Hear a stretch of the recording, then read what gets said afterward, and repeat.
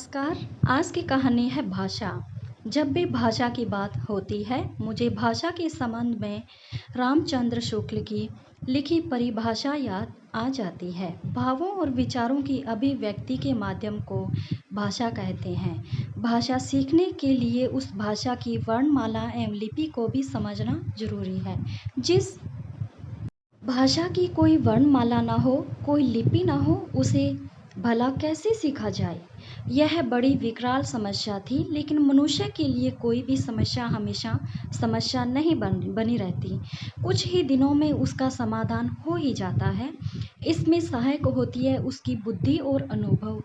मेरे साथ भी यही हुआ। मेरे बेटे अक्सर मेरे पीछे पड़े रहते कि एक पप्पी कुत्ते का बच्चा ले लो, लेकिन मैं पप्पी को रखने में होने वाली परेशानियों को समझकर हर बार उनके इस आग्रह को टाल देती। बच्चे भी कहाँ हार मानने वाले थे। अब तो उन्होंने हर बात के लिए एक ही जिद पकड़ ली। बर्थडे गिफ्ट पप्पी चाहिए, अच्छे नंबर आने पर पप्पी चाहिए। कभी कोई खुशी व्यक्त की जाती तो झट से कहते चलो इसी खुशी में पप्पी ले लेते हैं। इस तरह मेरे ना चाहते हुए भी एक दिन छोटा सा नाजुक सा अल्सेशियन पपी आ ही गया। बच्चे इतने खुश थे जितने शायद हम इनके आगमन पर भी न हो। नन्हा सा पपी कूं कूं करता छोटी सी जगह में चक्कर काटने लगा। उसे बोतल से दूध पिलाया जाता, टॉफी चॉकलेट खिलाई जाती। सब उसे अपनी गोद में बिठाने को लालायित रहते। मैं उन सब के बीच कुछ इस तरह मेरे न चाहते हुए भी एक दिन एक छोटा सा नाजुक सा सॉरी देर ही रहती, क्योंकि मुझे उसे देखकर प्यार कम दया ज़्यादा आती। बच्चों ने एक कुत्ते के डिब्बे को सजाया संवारा, उसमें सुंदर सा कपड़ा बिछाया।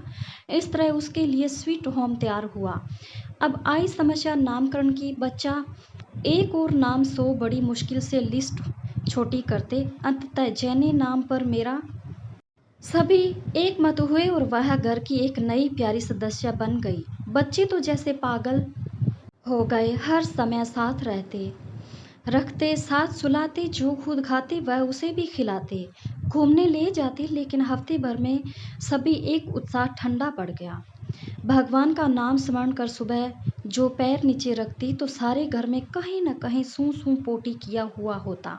यानी कि अब पूरा घर ही टॉयलेट बन गया। मेरा प्यारा कालीन जिस पर मैं बच्चों को जूते पहनकर पैर भी न रखने देती थी, वह जेनी का टॉयलेट बंद हो गया। सुबह सुबह से ही चिक चिक शुरू हो जाती। कभी बच्चों को डांटना डपटना, कभी किस्मत का रोना, तो कभी उस मासूम को कोसना।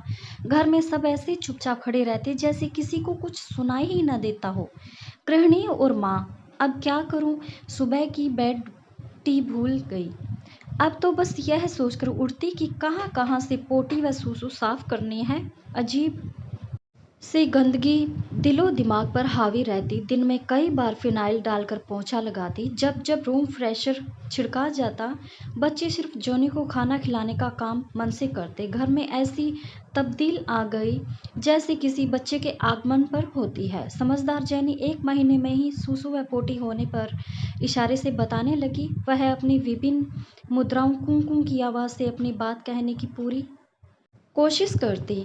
अब घर फिर से एक सुव्यवस्थित रहने लगा। कारपेट दरी सारा कुछ फिर से यथास्थान आ गए। वह मुझसे लिपटने की कोशिश करती। वह सबसे ज़्यादा मेरा कहना मानती। अब वह मुझे भी प्यारी लगने लगी। बच्चे ईर्ष्या करते कि हम इसे लाए हैं और यह प्यार आपको ज़्यादा करती है। धीरे धीरे वह सबकी दुलारी बन गई। बालकनी की सलाखों से मुंह जो निकालकर भों भों करना, किसी अपने को आते देख कूं कूं करना, पूंछ हिलाना, उसकी ऐसी तमाम हरकतें बस ही सबका ध्यान खींच लेती। एक दिन भी उसने अपना स्वीट होम गंदा नहीं किया। अब वह हमारा होम भी गंदा नहीं करती थी। सबका स्वागत करती। आने वाले को सबसे पहले उससे ही मुलाकात करनी पड़ती। बिना उससे मिले अंदर आना नामुमकिन था। सुबह शाम मैं उसे घुमाने ले जाती, लेकिन कभी भी रास्ते में साफ जगह पर वह शौच पेशाब न करती। हमेशा झाड़ियों में और एकांत में जाती। जाने के बाद उस पर पंजों से मिट्टी डालना न भूलती। मैं उसकी इस क्रिया पर प्रसन्न हो जाती। काश इंसान भी ऐसे होते तो इतनी गंदगी न फैलती चॉकलेट, चिक्की व टॉफ़ी उसे बहुत पसंद है। कार में घूमने की शौकीन है। कार की चाबी वह अच्छी तरह पहचानती है। जिसके हाथ में चाबी होती है उसी के पीछे चल पड़ती है। अंग्रेजी और हिंदी के शब्दों को वह बखूबी समझती है। चलो शब्द से उसे बहुत प्यार है। कोई ऐसी किसी से बात करते हुए भी वह शब्द बोल जाए तो उसमें हरकत होने लगती है, आंखों में चमक आ जाती है। बच्चे जब क्रिकेट या बैडमिंटन खेलते हैं तो जेनी को घर में बंद करना उतना ही मुश्किल जितना किसी खूंखार डकैत को किसी साधारण थाने में रखना। बाउंड्री से बॉल लाने का काम वही करती है। यदि बच्चे उसे डांट दे वह तो बॉल मुंह से पकड़ कर बैठ जाएंगी या लेकर दूर चली जाएंगी, फिर बिना टॉफी की रिश्वत लिए नहीं मानती।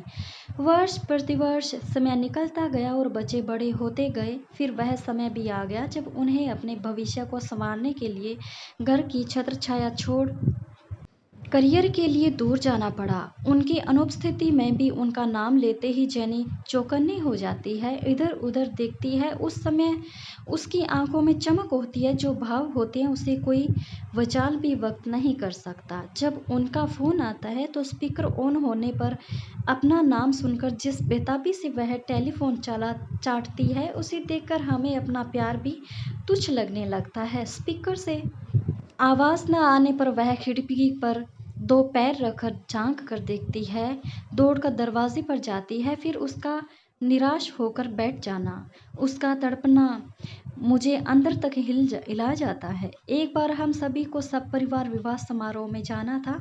जैनी घर में होती, तैयारियों से उतनी ही खुश होती जितने हम। जब भी किसी के लिए नए कपड़े आते तो वह उछल उछल कर खुशी व्यक्त करती।